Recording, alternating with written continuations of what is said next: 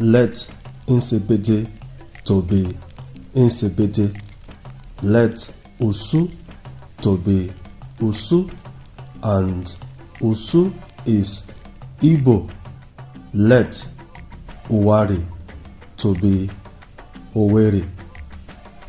The most obvious to a modern investigator, it is the tongue of the language which they share with the Warren original ancestors.